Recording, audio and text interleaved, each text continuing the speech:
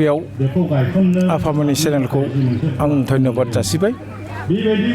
जे उदालगुरि जिल्ला ब्रह्म धर्म आफादा ब्रह्म धर्म आफाद फोसाब आफाद 24थि बोसोरारि जथुम्मा लाइमोन आइजो 22थि बोसोरारि जथुम्मा साननैनि हाबाफारि लानानै मैयानिफ्राय जों माबाखौ कार्जमाखौ सालायगासिनो दं। मैया सानाव जाबाय प्रसाद संसदनि मोनसे शास्त्र बिसार मैयाबो जादों दिनैबो जादों।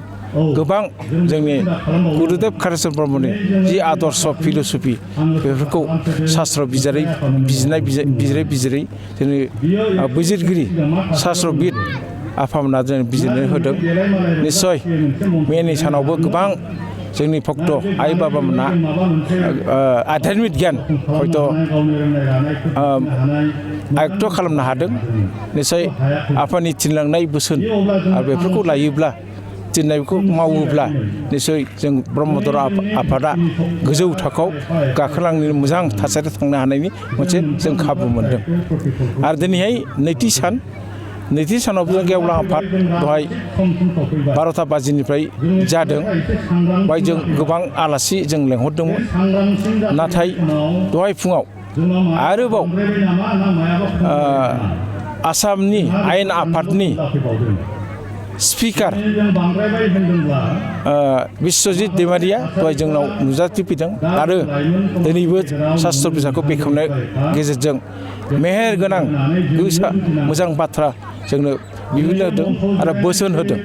बे बोसोनखौ जों आफानि बोसोनखौ जों साफ्रोमबो जोंनो गोसोआव लानो थि खालामनानै लाङोब्ला निस्सय जोंनि ब्रह्म धर्मआ गोजौ थाखोआव गाखोलांगोनखौ आं मिजिंथिदों। आरो गेवलां आफादाव जोंहा गोबां आलासि दं। दा नै बुंगासिनो दं दुलाराय ब्रह्म धर्म लाइमोन आफादनि फोसाब आफादनि आफादगिरि हेमन्त ब्रह्म दासो बिबुंथि लाखिगासिनो दं। निस्सय जोबोद गोनांथार स्पिच दिनै लाखिदों आफाया। खावलायदों जे बयखौबो जाहाथे जोंनि ब्रह्म धर्म आफादनि लाइमोन आफादफ्रा जाहाथे बे धोरोम बिबानाव आवगायबोयोबा लिरनानै आवगायबोयोबा निस्सय जोंनि धोरोम आफादफ्रा आवगायगोन होननानै दिनै बाबाया बिबुंथि लाखिगासिनो दं। आसा खालामो जोंनि जाखांफुनाय लाइमोनफ्रा जाहाथे मोजां माबाजों लिरनायनि गेजेरजों जुदि आवगायलाङोबा गोरोंफ्रा आवगायलाङोबा निस्सय मोजां थासारियाव जों मोजां गोजौ थाखोआव लेभेलाव जों सहैनो हागोन।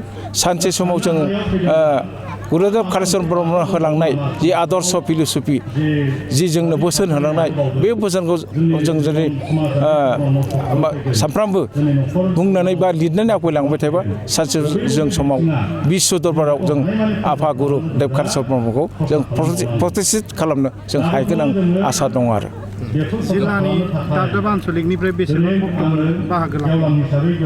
बुंनो थाङोब्ला देग्लायनि जिथु बोसोरारि जथुम्मा हरिसिङा दख'रानि सिङाव थानाय लांदां सुब्रि खासिबारि गोथार जयगलाव जिथु बोसोरारि जथुम्मा दं बुंनो थाङोब्ला देग्लाय बांसिन मानसि जादों। प्रत्येक आन्सलिकनिफ्राय जों नुदों दिनै बे गेवलां मेलाव मैयाबो बहुत जादोंमोन। दिनै गेवलां मेलाव जों नुदों फ्राय खमैनो माने 5000सो मानसि जों मोननो हादों उदालगुरि जिल्लायाव। बेखौनो आं सानदों जों दिनै उदालगुरि जिल्लानि जिथु बोसोरारि जथुम्मा बेखौ जाफुंसारदों होननानै आं सानो। आरो बेथ' जोंनि गोरों गोरा मानसिफ्रा बा धर्म हाबनाय मानसिफ्रा दिनैहाय प्रसाद संसद बेसिकै प्रसाद संसद फोसावगासिनो दं। जोंनि लाइमोन आइ आफामोना बा आंनि फिसौफ्रा जाहाथे बै जौ जुवायाव गफबालासिनो धोरोमखौ लानानै धोरोमाव सरसा खालामोब्ला धोरोमाव हाबोब्ला निस्सय जोंनि इयुननि लाइमोन जिउ खांनायफ्रा मोजां जागोन आरो गोरों गोरा जागोन। आरो दिनैहाय जों नुदों बांसिनानो बेहाय बुंनांगोन जे जोंनि आइ आफा बिदा फंबाय बा गार्जेनफ्रा एसे सांग्रां जानांगोन। गथ'नि उन्दैनिफ्राय जुदि जोङो गावनि फिसाखौ बा गावनि फिसौखौ जुदि उन्दैनिफ्राय धोरोम फरायनायजों लोगोसे जों धोरोमखौ फोरोंलाङाबा निस्सय बे गथ'आ गाज्रि जाहैगोन। ओंखायनो जों खावलायदों बयखौबो आरो गोरों गोरा खावलायो, प्रसासनफोरा खावलायो, गोबां जोंनि गोरों गोराफ्रा खावलायो जाहाथे गावनि फिसा फिसाखौ मानसि मोजां खालामनांगौ। धोरोमजों धोरोमखौ लानानैसो जों मानसिखौ मोजां खालामनांगौ। मानोना धोरोमा जाबाय मोनसे ब्रेक। माबा मोनसे मावनो थाङोबा, माबा मोनसे मावफ्लांनो थाङोबा मोनसे गोसोखांनाय जानांगोन। आङो ओरैबायदि धोरोमनि मोनसे आं दिक्षा लादों। मेना जाबाय दिक्षा होनांगौ ना। दिक्षा लायोबा बे गावनो सानगोन जे आंहाथ' धोरोम दिक्षा लादों। बे मोनसे ब्रेकआ माबा मोनसे मावफ्लांनो सानदोंब्लाबो बे धोरोमनि खोथाखौ सिन्था खालामबा मोनसे गाव थाथ'नाय जायो आरो। जेरै साइकेला माबा मोनसे एक्सिडेन्ट जानो थाङोब्ला जों ब्रेक हमो, मटर गारि सालायबा माबा मोनसे जानो थाङोब्ला ब्रेक हमो। थिग बेबायदिनो धोरोमाफोराबो धोरोमखौ सिन्था खालामनानै धोरोमखौ सानोब्ला गाव गावनो मोनसे माबा बिफदाव थांगोन नामा साननानै ब्रेक हमनाय जायो। धोरोमा मोनसे माबायाव लाखिनो हायो आरो। नंगौ गुरुदेब कालिचरन ब्रह्मआ जेरैबायदि जोंनि बर'नि थासारिया बै समावहाय खोब गाज्रिमोन आरो बे गाज्रि आबहावाया जोंनि बर' हारिखौ गोग्लैसोनानै दोनबोगासिनो दंमोन। दा बेफोरबायदि जाथाय आरो नुथायखौ गुरुदेब कालिचरन ब्रह्मआ माने फोसाबनायनि थांखि लानानै फारफ्रोम बिथिंनिफ्रायबो बियो फोसाबनायनि हाबाफारि लाबोदोंमोन। जेरै गिबियावनो बुंनो थाङोबा सोलोंथाइ फारसे, राजखान्थि फारसे, रांखान्थि फारसे आरो राजनितिक फारसे फारफ्रोम बिथिंनिफ्रायबो गुरुदेब कालिचरन ब्रह्म आफाया जोंनि बर' जाथिखौ फोथांनानै लाखिबोनायाव गोबां नाजाबोदोंमोन। मानो होननानै बुङोब्ला बै समावहाय जोंनि बर' हारिनि थासारिया खोब गाज्रि। नाथाय दिनैसिम गुरुदेब कालिचरन ब्रह्म आफानि जिथुनाखि धोरोम फोसावबोनाय, बे धोरोम फोसावबोनाया दिनै 119 बोसोर जाबाय। नाथाय जोंनि साननो गोनां बाथ्राया बेनोदि गुरुदेब कालिचरन ब्रह्मनि जिथुनाखि आदर्श, बिनि जिथुनाखि फोरोंनाय, बिनि जिथुनाखि थिननाय, बेखौ जों दिनैसिम मावफुंजोबनो हादोंना हायाखै। निस्सय जोंनि नुनायावथ' जों हाजोबाखै। मानो होननानै बुङोब्ला गुरुदेबआ जेरैबायदि जोंखौ बाथ्रा बुंदोंमोन, फोरोंबोदोंमोन, दिन्थिबोदोंमोन मोजां मोजां खामानि मावनो, मोजां मोजां माने सोलोंथाइ लानो। नाथाय जोंनि बर' हारिया दिनैसिमबो जों बेखौ लाफुंजोबनो हायाखै। हागोन।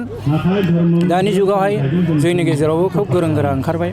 बिनि जिथुनाखि जिउ जारिमिनखौ लिरनानै जों फेहेरोब्ला बेखौ फरायसाफ्रा बा गोरों गियानि मानसिफ्रा फरायोब्ला निस्सय बिसोरनिफ्राय गियान, बिनि बोसोनखौ बुथुमनानै गाव गावनि जिथुनाखि जिबन खांनायाव निस्सय बेखौ इसु खालामनानै संसार जानायाव गोजोन जानो हागोन। नाथाय खेबसेनोथ' असम्भब। नाथाय दा जोंनि नुनायाव लासै लासै जों गुरुदेबनि जिथुनाखि बिनि गोसारनायखौ नायोब्ला जोंल' बर' जाथियावल' नङा, गुबुन गुबुन हारिफ्राबो मिथिनो हमबाय आरो मिथिलांगासिनो दङ। आरो जों बुहुमावनो बेखौ गोसारहोनायनि जोङो थांखि लादों। आरो बुहुमावनो गुरुदेब कालिचरन ब्रह्मआ बेफोरबायदि गोसार जायोबा जों बयबो लाइमोनानो जा, जों बर' गियानियानो जा, जों बेखौ सोलोंनो गोनांथिया थाथारगोन आरो सोलोंनो गोनां जागोन। आरो बेजोंनो जोङो रोंलांनानै जों हारिखौ जों दावगालांनो हागोन। बेखिनि आथिखालनि गोरों गोरा सुबुंफोरखौ मा खालामदों धोरोमनि फारसे बिथांमोनखौ बांद्राय बाहागो लानायखौ नुनो मोनो। आजिखालिथ' जों नुनो मोनो माने गोरों गोराफ्रा धोरोमाव गोसो जादोंब्लाबो माने जों गोसो होनायखौ नुनो मोना। आथिखालनि जाय धोरोम माने हमथानानै दङ, बे गामियारिनि जाम्बा जाम्बिफ्रासो बांसिन धोरोमाव नांथाबनानै दङ। मानो होननानै बुङोब्ला जों जाम्बा जाम्बिफ्रा सिदा बुजियो, गेद्दा गिदिखौ सिन्था खालामनो जों सिन्था खालामो। ओंखायनो जोंना धोरोम सिबिनांगौ नालाय सिबिनांगौ।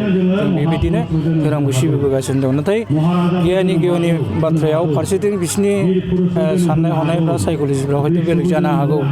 आरो बिदिनो जोंनियाव मोनसे बानाय मोनसे दङ आरो एसे गाव गावखौनो एसे ओरैबायदि साननानै लायो जे माने बेयाव जेबो धोरोमाव थाङोब्ला मुलाम्फा गैया, माबा गैया, बेफोरबायदि साननानै लानायफ्रानो जोंनि बे गियानिफोरनि बे धोरोमाव बाहागो लाया, बेबो मोनसे खारन जानो हागौ।